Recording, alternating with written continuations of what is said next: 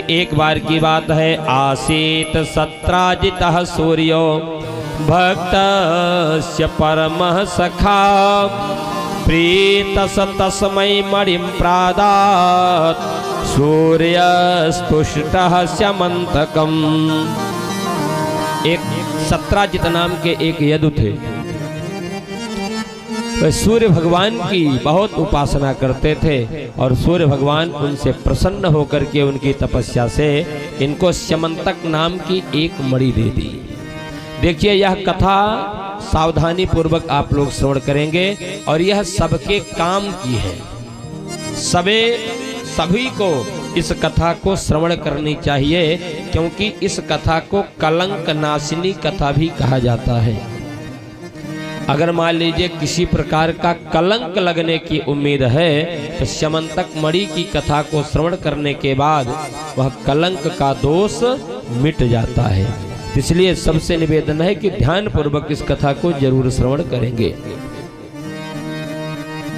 तो सत्राजित नाम के यदु सूर्य भगवान को संतुष्ट करने के बाद स्यमंतक मणि को प्राप्त करते हैं और वह मणि में इतना तेज था कि रोजाना सुबह जब मणि को सूर्य भगवान के सामने रख करके जब पूजा करते थे, वह 8 भार सोना नित्य देती थी। 8 भार का मतलब अगर आज की संख्या में अगर उसको गुणा किया जाए तो लगभग 2 कुंटल के आसपास संख्या जाती है। यानी वह मणि लगभग 2 कुंटल सोना प्रतिदिन देती थी। अब एक दिन सत्राजित उसी मणि को अपने गले में धारण करके द्वारकाधीश के सभा में प्रवेश करते हैं। सब वहां पर बैठे बातें कर रहे थे। सभा में सत्राजित का प्रवेश उस मणि को धारण करके होता है तो मणि में इतना तेज था कि मानो दूसरा सूर्य है। सभी देख करके सबकी आंखें चकाचौंध हो गई कि मानो सूर्य ही महल में प्रवेश कर रहे हैं।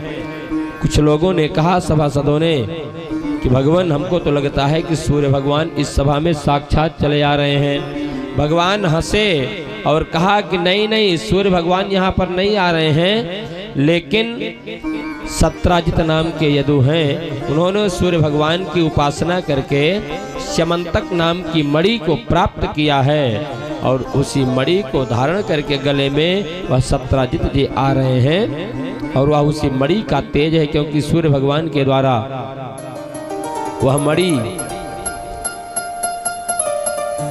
प्रदान की गई है, तो इसलिए वह मणि जो है सूर्य के समान चमक रही है। तब तो इतने में सत्राजित पहुंचते हैं। बातें हो रही थी, उसी बीच में भगवान श्री कृष्ण ने बात में कह दिया कि सत्राजित, अगर आपको बुरा ना लगे तो एक बात कहूं। कहा, कहिए, क्या बात है? कहा, यह मणि कितना सोना देती है रोज? उन्होंने कहा कि 8 भार सोना रोज देती है। कहा, इसका आप करते क्या हो? कहा, कुछ नहीं, अपने प्रयोग में लेता हूं, कुछ दान पुण्य करता हूं। कहा, लेकिन एक निवेदन ये है, अगर यही मणि अगर आप राजकोष में जमा कर देते तो इससे जो धन रोज मिलता, उस धन से प्रजा का पालन अच्छे तरीके से हो जाता, राज्य में धन की कमी नहीं रहती और अच्छे तरीके से प्रजा पालन हो जाता। लेकिन सत्राजित को यह बात अच्छी नहीं लगी। वह बिना कोई जवाब दिए वहां से उठे और चल पड़े। सब लोगों ने जाना कि सत्राजित को शायद बुरा लग गया और उसी समय एक विशेष घटना कि कुछ दिनों के बाद तमे कदा मणिम कंठे प्रतिमुंच्य महाप्रभुम प्रसेनो हयमारुह्य मृगयाम व्यचरद बने।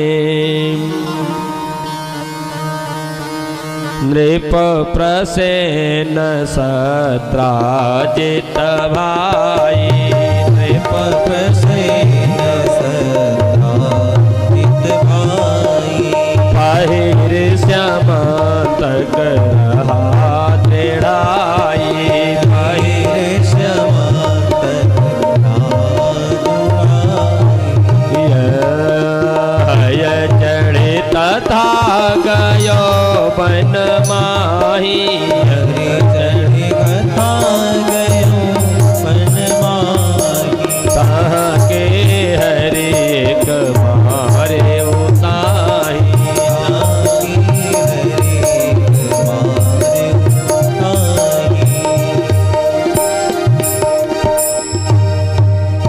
नृप प्रसेन सत्राजित भाई, यानी सत्राजित का भाई जिसका नाम था प्रसेनजित, एक दिन उसी मल्ली को अपने गले में धारण करके घोड़े पर सवार होकर के जंगल में चला जाता है शिकार खेलने के लिए।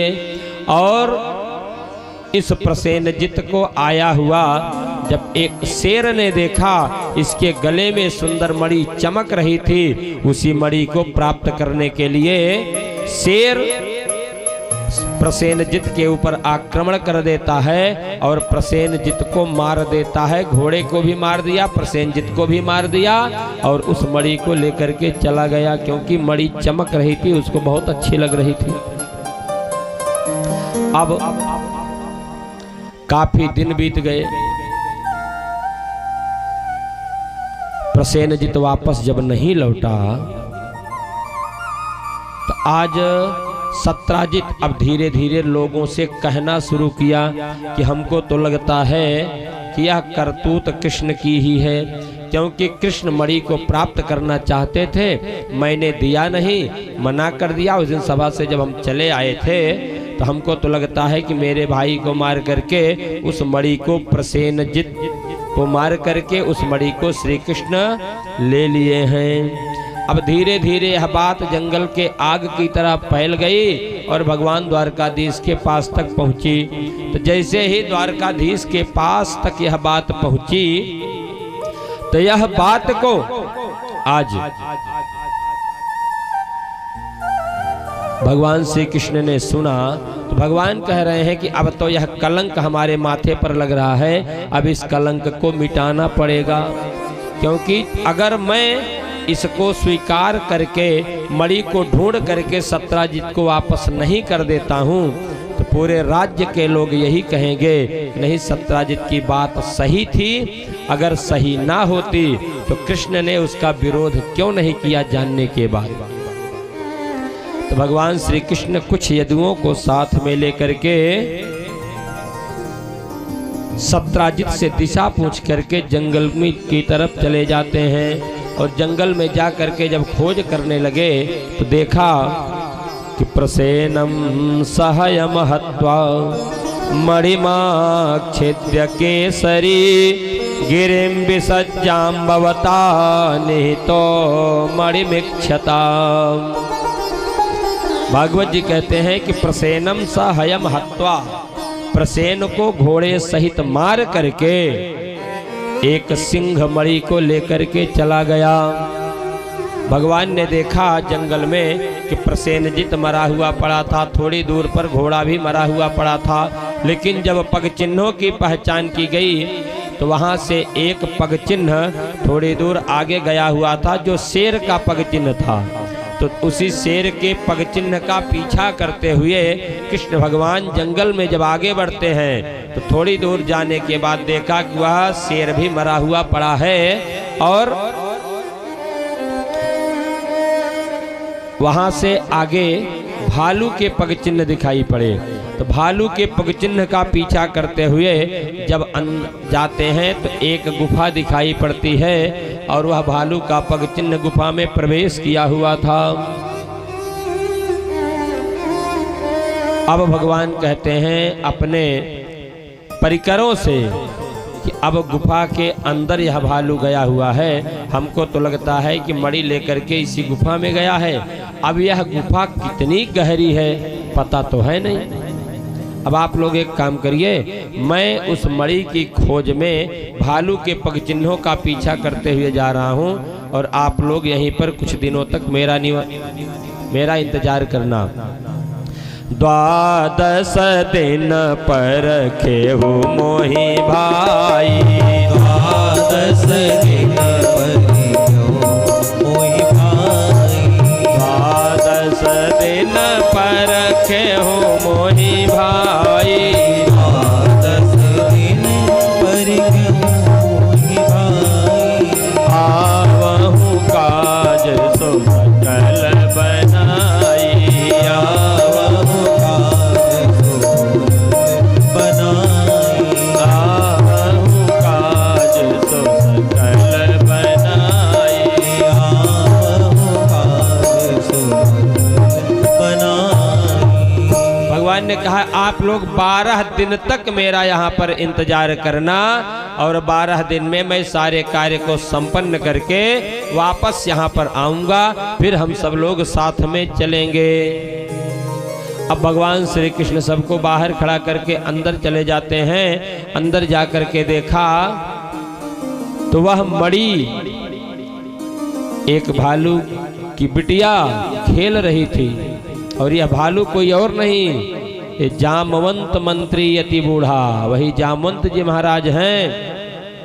यही जामवंत जी उस शेर को मार करके मणि को ले जा करके अपनी पुत्री जामवंती को दे देते हैं खेलने के लिए। वह जामवंती खेल रही थी, उसी समय भगवान श्री कृष्ण पहुँचे, मणि को मांगा, इतने वो जोर से चिल्लाई, आवाज सुन करके जामवंत जी दौड़ते हुए आए, कौन है? और जैसे ही एक मनुष्य को देखा झपट पड़े, भयंकर युद्ध होने लगा,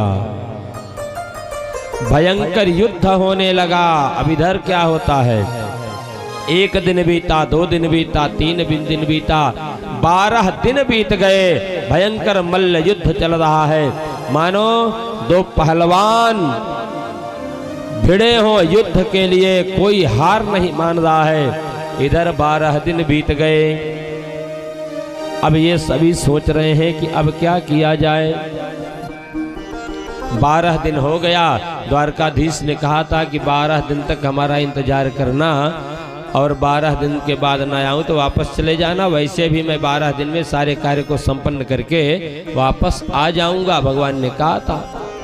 लेकिन यहाँ स्थिति ये होती है कि 12 दिन बीत गए, नहीं आए, और उधर भयंकर युद्ध चल रहा है,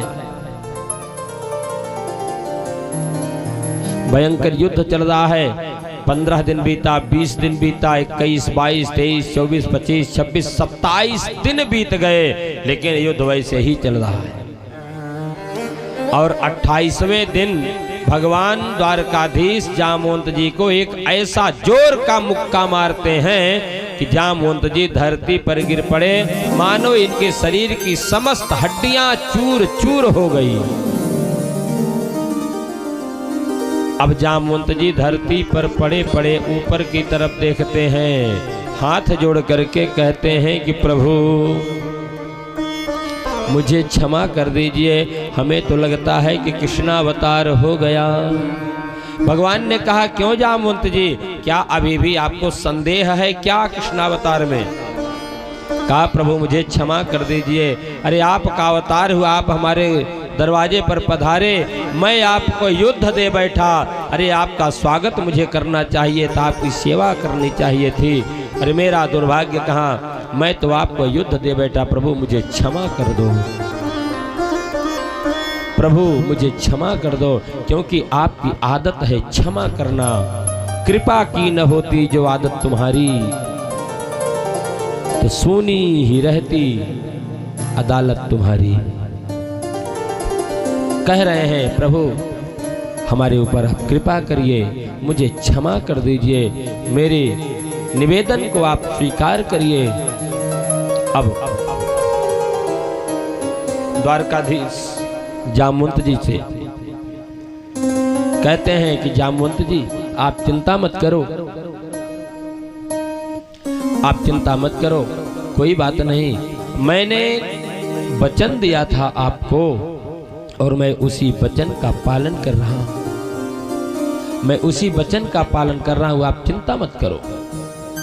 क्योंकि रामावतार में जब राम और रावण का युद्ध संपन्न हो गया, सारे राक्षस मारे गए, तब जामवंत जी ने आज राम जी से कहते हैं कि प्रभु युद्ध समाप्त हो गया। राम जी ने कहा हाँ जामवंत जी युद्ध समाप्त हो गया। कहा लेकिन मेरा युद्ध तो किसी से हुआ ही नहीं, मेरी बाहुओं में खुजली हो रही है, मैं युद्ध करना चाहता हूँ, कोई अगर वीर हो तो बताइए। भगवान ने कहा मंत्री जी इस समय तो सारे राक्षस मारे जा चुके हैं और युद्ध विराम की घोषणा हो चुकी है, सबका उद्धार हो चुका है। अब एक काम करिए, आप कुछ दिन तक इंतजार करिए, हमारे अगले अवतार होने तक कहा प्रभु मैं आपको पहचानूंगा कैसे? कहा जब 28 दिन तक लगातार जिसके साथ युद्ध हो तो मान लेना कि मेरा अवतार हो चुका है। कहा 28 दिन ही क्यों? तो इसका भावार्थ संत जन कहा करते हैं कि 28 दिन का ही समय इसलिए बताया क्योंकि 28वें द्वापर में भगवान श्री कृष्ण का अवतार हुआ था, इसलिए 28 दिन का समय मांगा कि 28 दिन तक जब हमारा आपका जिसके साथ युद्ध होगा तो समझ लेना कि मेरा अवतार हो गया है। अब आज 28 दिन बीत गया प्रभु, 28वें दिन आपने मुझे दर्शन दिया। बोले वृंदावन बिहारी लाल की जय हो। हमारे बीच में पधारे हुए सम्मानित श्री डॉक्टर आर.के. मिश्र जी जो मुख्य चिकित्सा अधिकारी हैं सुल्तानपुर के, व्यासपीठ पर आकर पूज्य श्री के आशीर्वाद प्राप्त करें। बोले वृंदावन बिहारी लाल की जय हो। मुझको राधारमण कर दो ऐसा मगन, मुझको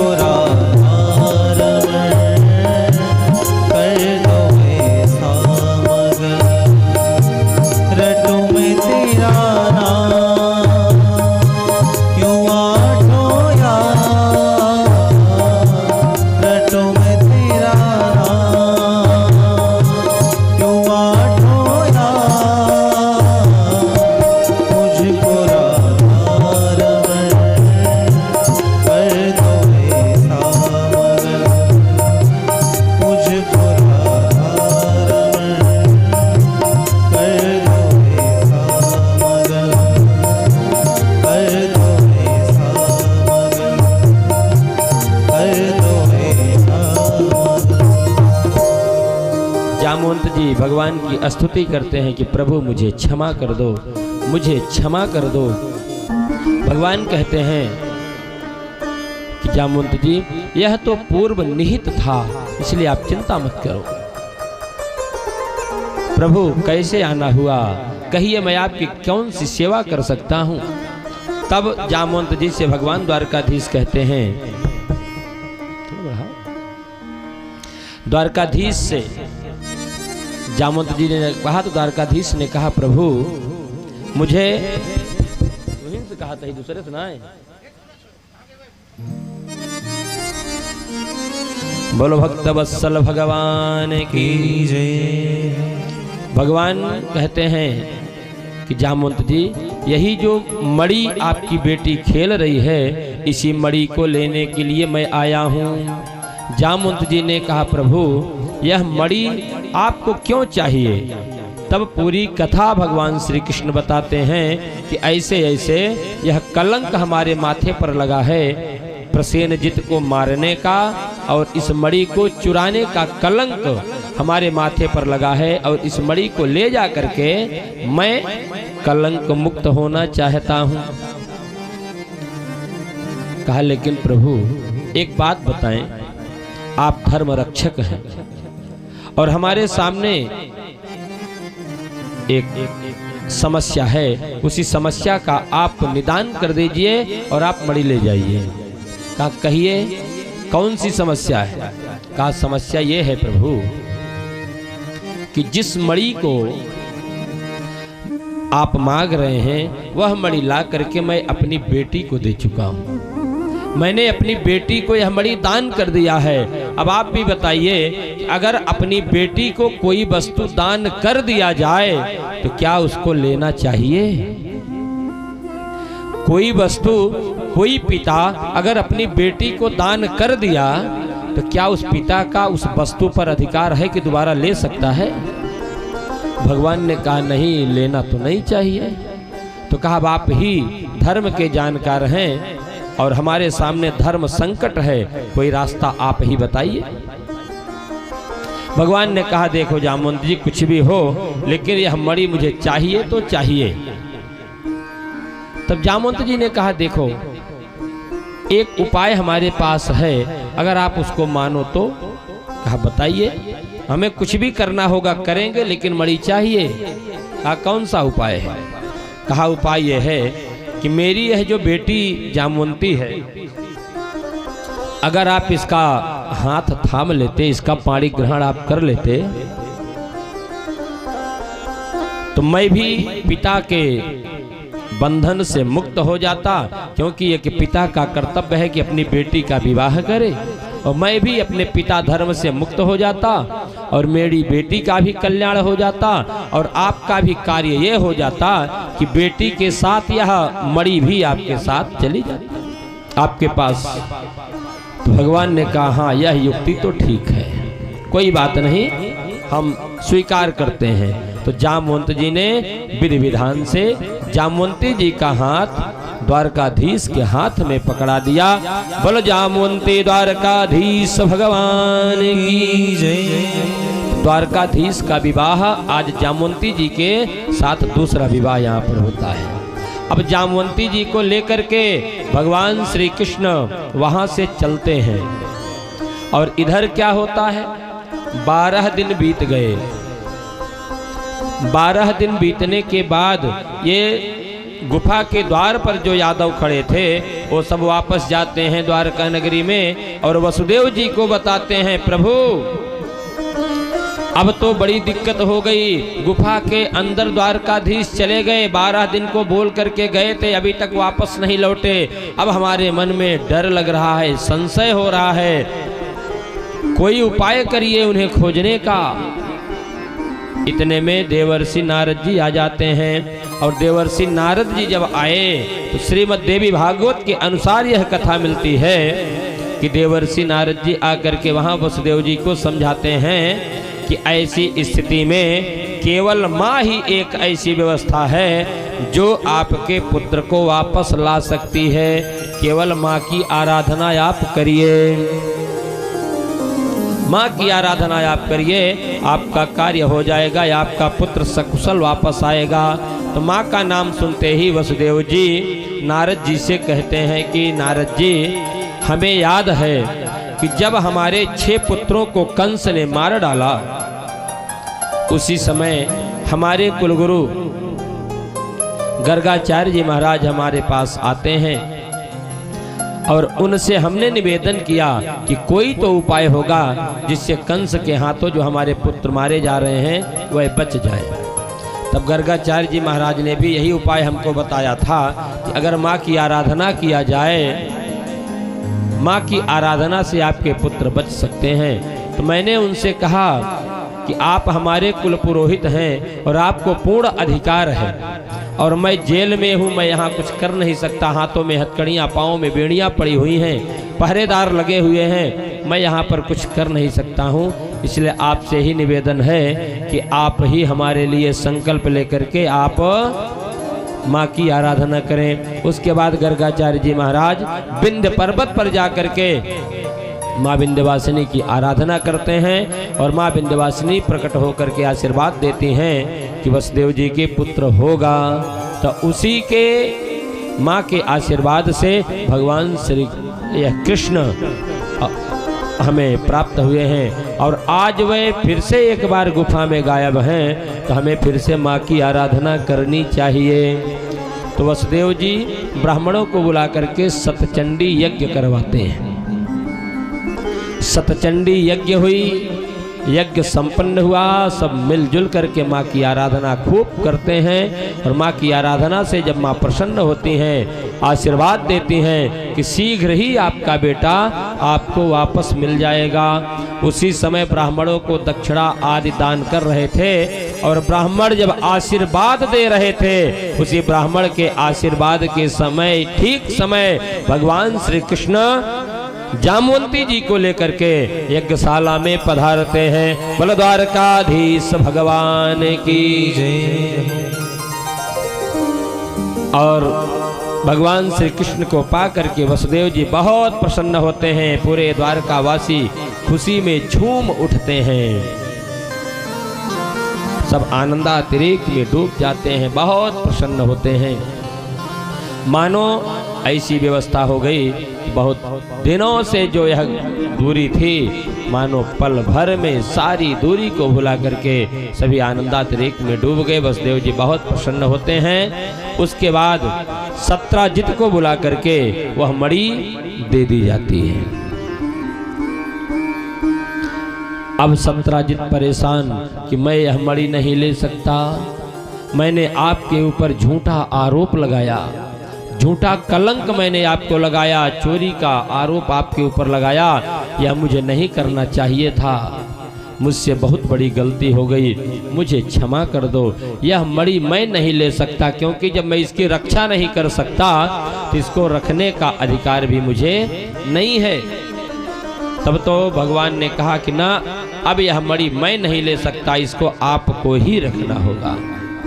अब सत्राजित उस मणि को लेकर के वापस तो गए, लेकिन सोच रहे हैं कि अब करूं तो क्या करूं, कुछ ऐसी व्यवस्था बनाऊं कि भगवान श्री कृष्ण की जो नाराजगी है वह नाराजगी भी दूर हो जाए और हमारा काम भी बन जाए। अब सत्राजित के मन में एक उपाय सोचा। अब उपाय में करते क्या है कि इनको भी एक बेटी थी जिनका नाम था सत्यभामा। अब सत्यभामा का विवाह भगवान श्री कृष्ण के साथ सत्राजित कर देते हैं और दहेज में वही मणि साथ में दे देते हैं। अब मणि आ गई नगर में, मणि नगर में आ गई और सत्यभामा जी के साथ भगवान का तीसरा विवाह संपन्न होता है। बोलो द्वारकाधीश भगवान की जय। और यहीं पर अब 3 लोग नाराज हो जाते हैं। कौन कौन? अक्रूर, कृतवर्मा और शतधन्वा। ये तीनों नाराज हो जाते हैं सत्राजित से, क्योंकि सत्राजित ने अपनी बेटी सत्यभामा का विवाह शतधन्वा से करने के लिए बोला था और यही बदला लेने के लिए अक्रूर और कृतवर्मा ये दोनों शतधन्वा को उकसाते हैं कि बदला लेने का बहुत अच्छा मौका है। सत्राजित ने अपनी बेटी का विवाह तुमसे करने के लिए कहा था, वाग्दान हो चुका था, लेकिन उन्होंने विवाह नहीं किया। इस समय बढ़िया मौका है। मौका क्या है? मौका ये था कि पांडवों को लाक्षागृह में जलाने का प्रयास किया गया था, वे बच तो गए थे, लेकिन इसी खबर को सुनकर के कृष्ण और बलराम दोनों भाई हस्तिनापुर पहुंचे हुए थे सांत्वना देने के लिए। जैसे किसी गांव में और घर में रिश्तेदारी में कोई विशेष घटना जब घट जाती है तो जो अपने होते हैं वह आते हैं मिलने के लिए। तो आज पांडवों को लाक्षागृह में जलाने का प्रयास किया गया था। यद्यप सभी सुरक्षित थे, लेकिन फिर भी कृष्ण और बलराम वहां पर पहुंचे सांत्वना देने के लिए। और उसी समय यह मौका मिला। अक्रूर और कृतवर्मा ने शतधन्वा को उकसाया। शतधन्वा रात्रि में सोते हुए सत्राजित को मार करके वहां से मणि लेकर के भागा, लेकर के पहुंचा अक्रूर के पास और कृतवर्मा के पास। पहले कृतवर्मा से कहा कि यह मणि मैं ले आया हूं, तुम ले लो। कहा ना ना ना ना, यह मणि रखने की मेरा सामर्थ्य नहीं है, इस मणि को मैं नहीं रख सकता, इसको तुम ले जाओ। अक्रूर के पास गए। अक्रूर ने भी जब मना किया तो वह शतधन्वा अक्रूर के पास मणि को फेंक करके घोड़े पर सवार होकर के पूरब दिशा की तरफ भागा, क्योंकि उसे पता चल गया कि मणि लेकर के मैं जहां भी जाऊंगा कृष्ण और बलराम मुझे छोड़ेंगे नहीं, मार डालेंगे। अब सत्यभामा को पता चला कि मेरे पिता की मृत्यु हो गई है, मेरे पिता की मृत्यु हो गई। रोती बिलखती हस्तिनापुर पहुंच जाती हैं कि मेरे पिता की मृत्यु हो गई। आप लोग यहाँ पर बैठे हो। भगवान श्री कृष्ण और बलराम दोनों भाइयों को जब पता चला कि ससुर जी की मृत्यु हो गई है, तुरंत वहां से वापस आते हैं और पहले द्वारका नगरी में खोज करवाते हैं कि किसने मारा। पता लगवाया, मणि भी गायब थी। तो इससे यह कन्फर्म हो गया कि जिसने मारा है वह मणि लेकर के ही गया होगा, मणि के लिए ही मारा है। अब खोज होने लगी, कहीं पता नहीं चला। किसी के द्वारा सूचना मिली कि घोड़े पर सवार होकर के शतधन्वा को तेजी से पूरब की तरफ भागते हुए देखा गया है। अब कृष्ण और बलराम दोनों अपने रथ को निकालते हैं और शतधन्वा को ढूंढने के लिए उनके पीछे पूरब दिशा की तरफ रथ को दौड़ाते हैं। अब वह भागते भागते भागते भागते मिथिलापुरी तक पहुंच चुका था। कृष्ण और बलराम दोनों भाई अपने रथ को पीछे से लगाए और शतधन्वा को ललकारा, बाणों का प्रहार किया। घोड़े मर गए, वह रथ से नीचे गिर पड़ा, पैदल दौड़ने लगा। भगवान भी अपने रथ से नीचे उतर करके उसको पैदल दौड़ाते हैं। क्यों? क्योंकि भगवान धर्म युद्ध करना चाहते हैं, अधर्म से नहीं। पहले के जमाने में जब युद्ध हुआ करता था तो धर्म युद्ध हुआ करता था, युद्ध में भी धर्म हुआ करता था। लेकिन आज की जो समस्या है, आज धर्म में युद्ध हो रहा है। युद्ध में धर्म नहीं, बल्कि धर्म के लिए ही आज युद्ध हो रहा है। हमारा धर्म श्रेष्ठ, कोई कहता है हमारा धर्म श्रेष्ठ, लेकिन अगर श्रेष्ठ कुछ है तो केवल और केवल धर्म अगर एक है तो वह केवल एक है, जिसका नाम है सनातन। बाकी जितने हैं वो धर्म नहीं हो सकते। उनको हम एक मजहब कह सकते हैं, एक रास्ता कह सकते हैं, एक उपाय कर सकते हैं, लेकिन धर्म अगर कुछ है तो धर्म तो है केवल सनातन। क्यों? क्योंकि सनातन ही एक ऐसा धर्म है जो कहता है कि वसुधैव कुटुंबकम, सर्वे भवन्तु सुखिनः, सर्वे सन्तु निरामयाः, सर्वे भद्राणि पश्यन्तु मा कश्चित् दुःखभाग् भवेत्। यह केवल सनातन धर्म ही ऐसा कहता है। बाकी तो अन्य जितने धर्म हैं वो तो कहते हैं कि केवल मेरा ही धर्म श्रेष्ठ है, इस धरती पर मेरा ही धर्म रहेगा, बाकी सबको मार डालो, सबको हटा दो, सबको खत्म कर दो, केवल और केवल हमारे धर्म को रहने दो। और अपने धर्म के लिए ना जाने कितनी हत्याएं अनायास ही किया करते हैं, इसलिए उनको धर्म की संज्ञा नहीं दी जा सकती। अरे धर्म तो वही है कि जो परहित सरिस धर्म नहीं भावा, परहित सरिस धर्म नहीं भावा, परहित सरिस धर्म नहीं भावा, परहित सरिस धर्म नहीं भावा, पर पीड़ा सम नहीं अधमावा, पर पीड़ा सम नहीं अधमावा। कहने का मतलब धर्म जो है परहित सरिस धर्म नहीं भाई, दूसरे के हित करने के समान कोई धर्म नहीं है और दूसरे को दुख देने के समान कोई अधर्म नहीं है। तो जिस धर्म में दूसरे को पीड़ा दी जाती हो, दूसरे को मारने काटने की बात की जाती हो, जो दूसरे को घर से निकाल देने की बात की जाती हो, क्या वो धर्म हो सकते हैं? अरे धर्म तो वो है जिसमें कहा जाता है कि वसुधैव कुटुंबकम, पूरा विश्व एक परिवार है, सर्वे भवन्तु सुखिनः, सभी सुखी हो, सर्वे सन्तु निरामयाः, सबका कल्याण हो, सभी निरोगी हो और सबका उद्धार हो, सबका कल्याण हो।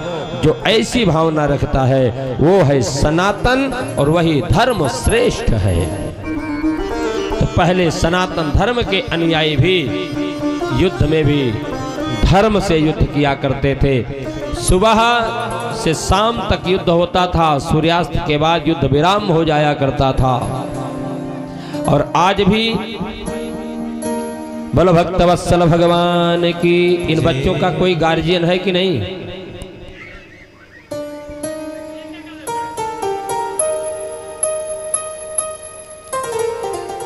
बलद्वारकाधीश भगवान की। तो आज धर्म युद्ध करते हुए भगवान स्वयं रथ से नीचे उतरे और दौड़ा लिए। शतधन्वा को भी भगवान ने मार डाला और मारने के बाद जब उसके बाद खोज किया गया तो मणि यहाँ भी नहीं मिली। भगवान आकर के दाऊ भैया से कहते हैं कि मणि तो नहीं मिली, अब क्या होगा? मणि अब कहाँ हो सकती है? दाऊ भैया कहते हैं कि कन्हैया अब आपको एक काम करना है, अब आप वापस द्वारका नगरी जाइए और मणि की खोज करिए कि मणि लिया किसने है। अब हम तो अपने परम मित्र जनक जी के पास पहुंच चुके हैं। अब जनक जी के यहाँ हम कुछ दिन रहेंगे, उसके बाद हम वापस आएंगे। आप चलो मणि की खोज करो। अब जनक जी के पास बलराम जी चले जाते हैं। यहाँ पर इनका स्वागत सत्कार होता है। कुछ दिन तक यहाँ पर अपने मित्र जनक जी के पास रहते हैं। और इसी बीच में दुर्योधन बलराम जी से गदा युद्ध की शिक्षा लेता है। कुछ दिनों के बाद बलराम जी वापस यहाँ पर आते हैं और यहाँ स्थिति यह है कि मणि का पता तो अभी तक नहीं चला, लेकिन अक्रूर जी राज्य से गायब हैं। राज्य में अक्रूर जी नहीं हैं।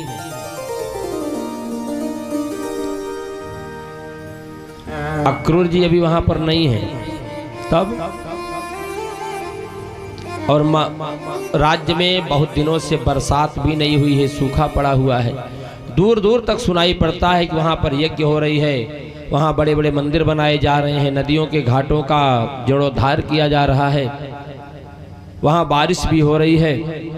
भगवान तो समझ गए कि मणि वही है, लेकिन अक्रूर की खोज कराई गई। अक्रूर जी जब नहीं मिले तो दूतों को भेज करके सूचना भिजवाया गया।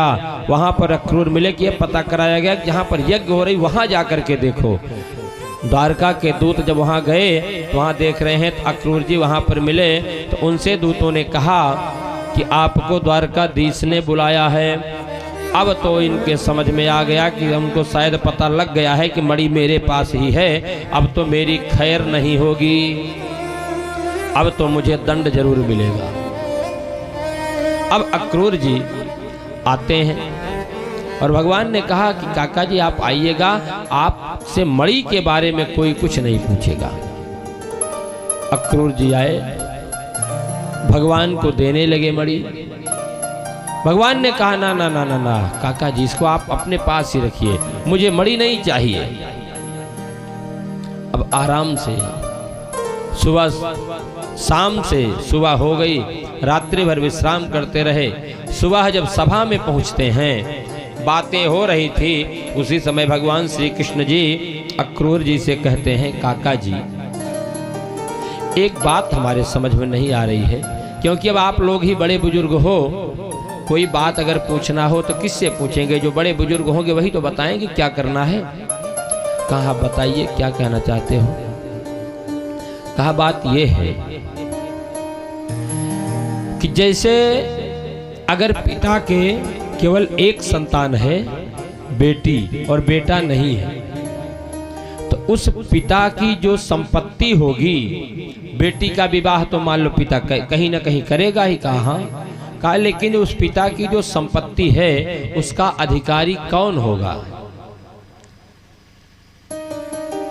तो काका जी ने कहा प्रभु अरे वो तो सीधी सी बात है कि जब केवल एक ही बेटी है तो उस बेटी का जो बेटा होगा उस संपत्ति का अधिकारी वही होगा। तब भगवान कहते हैं कि अच्छा काका जी एक बात बताओ, जैसे सत्यभामा का विवाह सत्यजित ने मेरे साथ कर दिया और उनके और कोई भाई बहन नहीं है, और यह मणि सत्यजित की है, तो इस मणि पर किसका अधिकार होना चाहिए? अब तो काका जी फंस गए।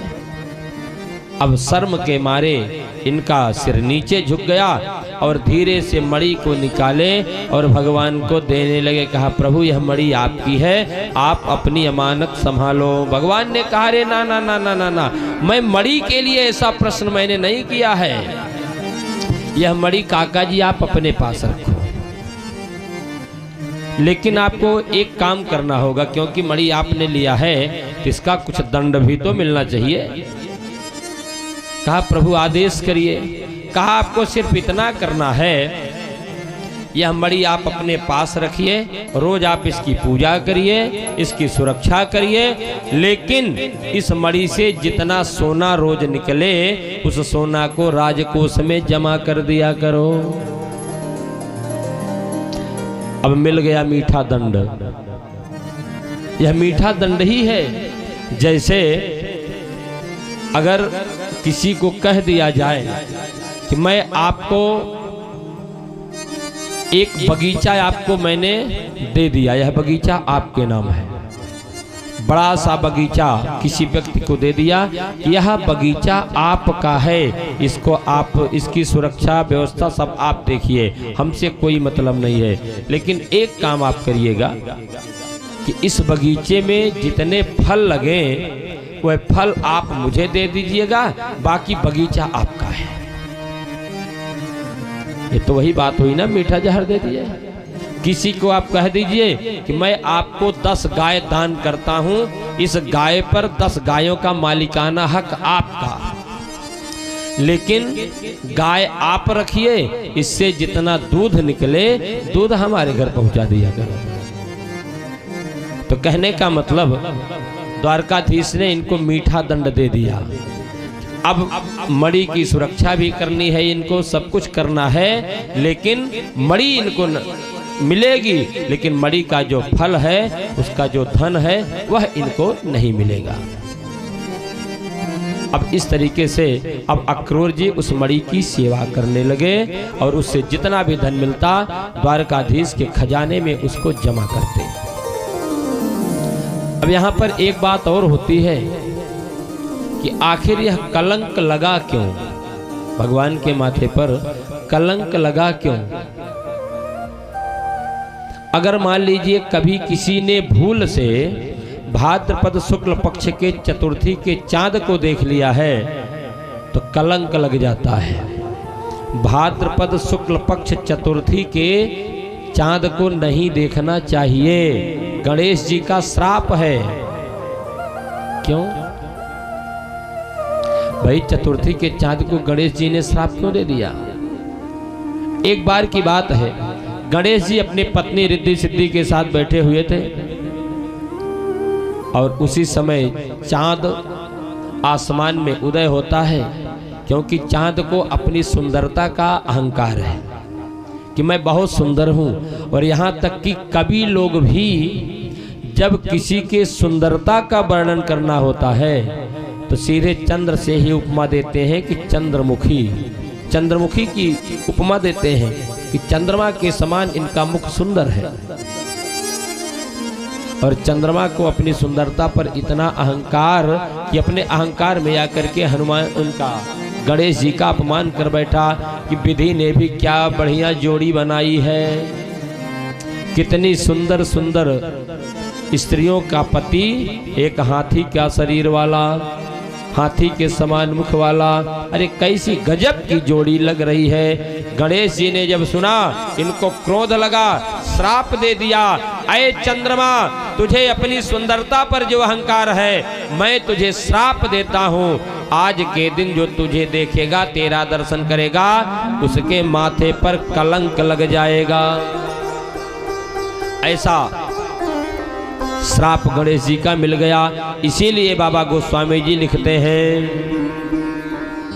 सो पर नार लीलार गोसाई, सो पर नार लीलार गोसाई, सो पर नार लीलार गोसाई, सो पर नार लीलार गोसाई, तजऊ चौथ के चंद की नाई, तजऊ चौथ के चंद्र की नाई, तजऊ चौथ के चंद की नाई, तजऊ चौथ के चंद्र की नाई।